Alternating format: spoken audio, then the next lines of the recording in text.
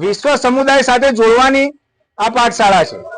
તમને વૈશ્વિક સમસ્યાઓમાં આપણે શું યોગદાન આપીએ તો એ સમસ્યાઓનું નિરાકરણ આવે એ શીખવાડે છે। ભારત માતા કી જય। છોડમાં આજે આપણે વાત કરવાની છે પાણી બચાવવાની, કે વરસાદી પાણીનો સંગ્રહ કરીએ છીએ આપણે કેચ ધ રેન અભિયાનમાં, બરાબર।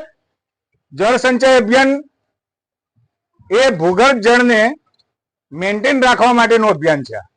પાણી જીવનમાં અમૂલ્ય વસ્તુ છે, બરાબર। પાણી વગર કશું શક્ય નથી। ગઈ વખતે આપણે પાણીનો જો પાઠ કર્યો હતો ને, બરાબર, એમાં આપણે ઈરાન ઉપરથી બોધપાઠ લેવાની વાત કરી હતી કે ભાઈ ઈરાનમાં પાણીની એટલી કિલ્લત છે, ત્યાં 4-5 વર્ષથી દુષ્કાળની પરિસ્થિતિ છે, ત્યાં પાણી માટે લોકો હિંસા કરી રહ્યા છે પાણી મેળવવા માટે, બરાબર। આપણે એવું નથી કે આપણે તળાવ ખોદવા બેસી જવાનું પાણીના સંગ્રહ માટે, આપણે તો ઘરે જે પાણીનો વપરાશ કરીએ એમાં પણ બચત કરીએ, એમાં કરકસર કરીએ, એ પણ જળ સંચય અભિયાનનો જ એક ભાગ ગણાશે, બરાબર। આપણે તો કેવું છે કે નળ ખોલીએ એટલે પાણી આવી જાય, બરાબર, એટલે આપણને કશી ચિંતા નહીં। પણ દુનિયાની 800 કરોડની જે વસ્તી છે એમાં 200 કરોડની વસ્તી એવી છે કે જે પાણીની પહોંચની બહાર છે, સુરક્ષિત પાણી નથી મળી રહ્યું એમને, બરાબર। 1000 બાળકો રોજના 1000 બાળકો પાણીજન્ય રોગોથી મૃત્યુ પામી રહ્યા છે। એટલે પાણીની એવી પરિસ્થિતિ કેમ ઉદ્ભવે છે વિશ્વમાં?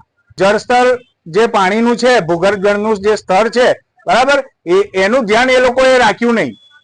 ઈરાનમાં છે, પછી હાલમાં જે તુર્કીમાં સમાચાર આવ્યા હતા તુર્કીમાંથી કે ભાઈ ત્યાં 10 ફૂટથી લઈ અને 100 ફૂટના ખાડા પડી રહ્યા છે, મસ્ત મોટા ખાડા પડી રહ્યા છે। આવી બસો આખી બિલ્ડિંગો સમાઈ જાય એવી ભયાનક સ્થિતિ છે ત્યાં। કેમ કે ત્યાં કોન્યા બેસિન કરીને એક વિસ્તાર છે તુર્કીમાં, ત્યાં આગળ પાણીનો વપરાશ વધારે છે, ત્યાં આગળ બોર મારફતે લોકોએ પાણી ઉલેચ જ કર્યું, સામે જળ સંચયની કોઈ વાત નહીં, બરાબર।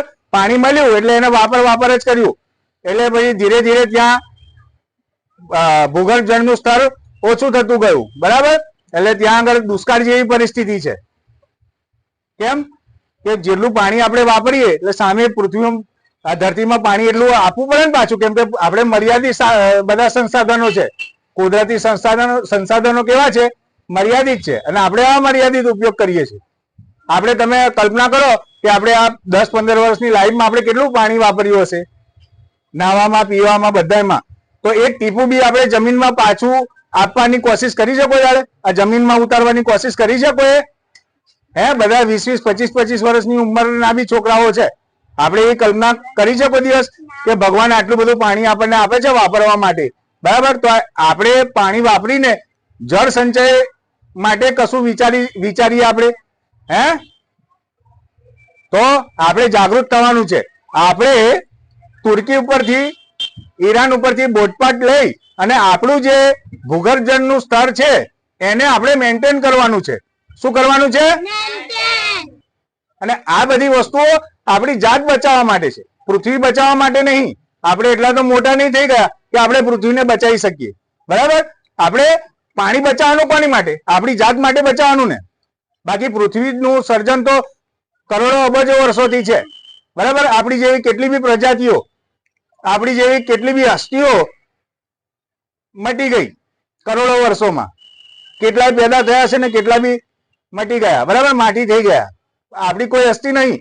આપણે શું કરવાનું છે? પાણી બચાવવાનું છે, આપણી માટે બચાવવાનું છે। એટલે આપણે જાગૃત થવાનું છે। જળ સંચય અભિયાનમાં આપણે જન ભાગીદારી, જન આંદોલનના સ્વરૂપમાં આપવાની છે। કેવા?